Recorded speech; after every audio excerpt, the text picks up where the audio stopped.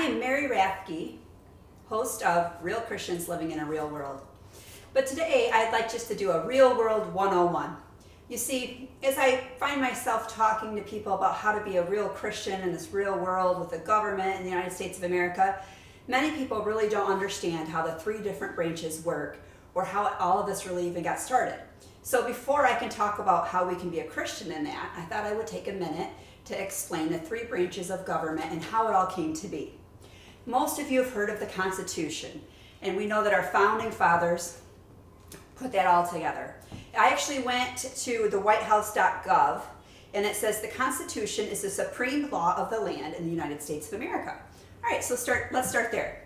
In Article 1 of the Constitution, it sets up the one branch of government called legislative. All right, that's basically our Congress, and that includes our Senate and our House of Representatives. They represent us, we vote them in.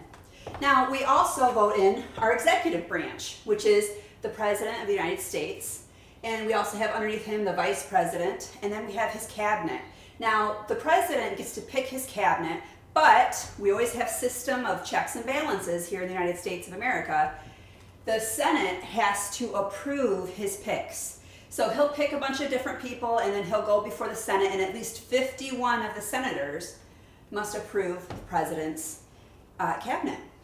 And then we also have the Judicial Branch. Now, the Judicial Branch starts at the top with the Supreme Court, and obviously, as we're learning right now, the president gets to nominate someone, and then our Congress has to decide whether or not that person should be on the Supreme Court. That is for life.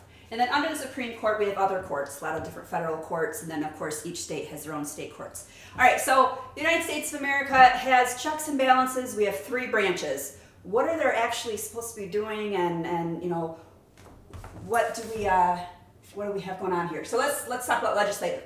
So again, it's senators. Those represent each state equally. So each state gets two. So that way, if one state's more heavily populated, they can't necessarily get to say what is going to happen, and the smaller states can't decide. And so it was a big controversy when they were first deciding to put this all in. So they decided to do 1/2 of Congress has equal shares. Every state has 2 representatives. And then the House of Representatives, it's based on the population in your state. So in here, you know, California or Texas are going to have more representatives than a smaller state, let's say like Vermont.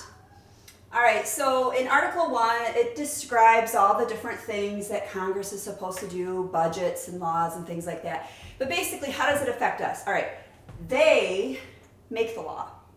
All right, the legislative people that we vote in, this branch, they make the law. A representative, you know, might say, hey, we've got to stop this, or we've got to do this.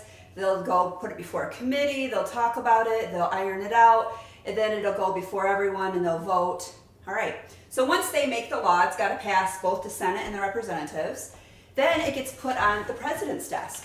Now, the president has to decide whether or not this is a good law, okay? So if he says, no, it doesn't abide by what I think needs to happen, he can veto it, all right? So once the president vetoes it, then it goes back to the Congress, all right? Now it's got to pass again, but it's got to have a supermajority, all right? Once it passes, it has a supermajority, then it becomes law whether the president wants it to be law or not. So again, there's checks and balances. So one man can't decide if the majority of people that we picked to represent us say, no, this needs to be the law. All right. Now, so let's say it's a basic law. President says, yes, this should happen. He signs the law and it passes, and we now have law.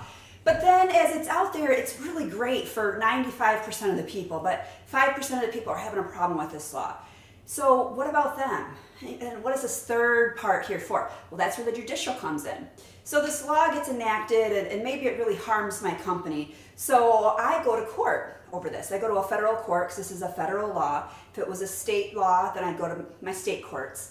And then eventually, let's say it works its way all the way up to the Supreme Court. It might get settled in a lower court, but let's just say, for this example, it goes all the way up to the Supreme Court. Once the Supreme Court makes a decision about how this law is affecting these 5% of the people, then that kind of, you know, sets the precedent for what this law is doing. So again, we've got 3 different branches of government. It helps us, the people. They represent us. This is actually called a republic. Has nothing to do with Democrats and Republicans.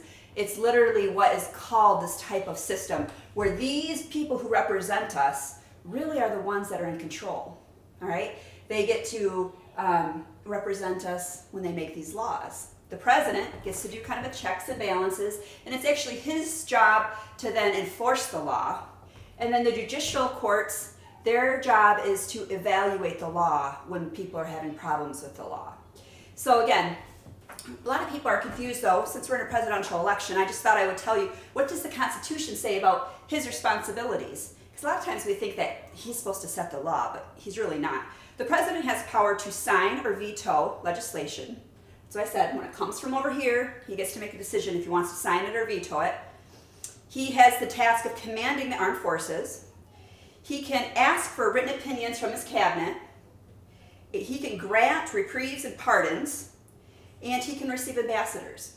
So basically, his job is to represent us, obviously with other countries when he receives the ambassadors. He's supposed to get opinions from his cabinet.